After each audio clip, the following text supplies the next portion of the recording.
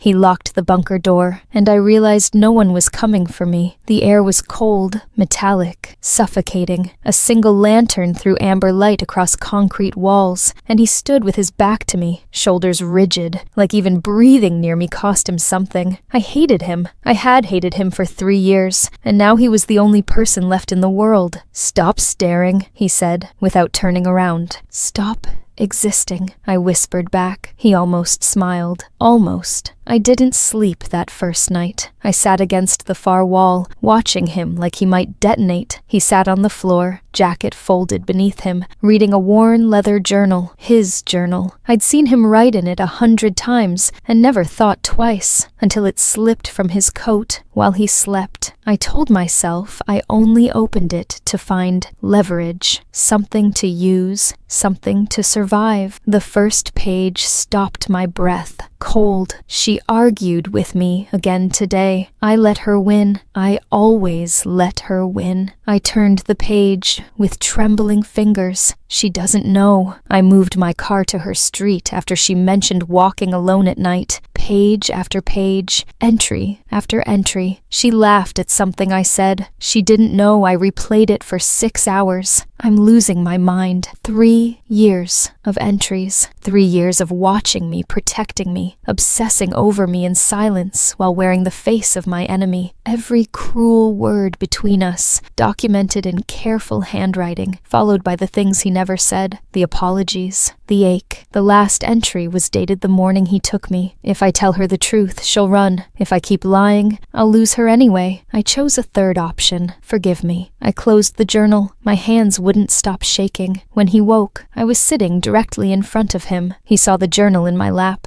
Every muscle in his face went still. "How much?" he asked, voice rough from sleep. "All of it," I said. The silence between us shifted into something entirely new, something terrifying and warm. "Say something," he breathed. I leaned forward until I could see every fleck of gold in his dark eyes, until his breath was unsteady, until the wall between enemy and everything else finally completely crumbled. "You moved your car to my street," I whispered. "Every night," he admitted. "You let me win every argument, every single one." My voice dropped to almost nothing. "Then stop letting me win this one." He kissed me like he'd been losing to me for years, because he had.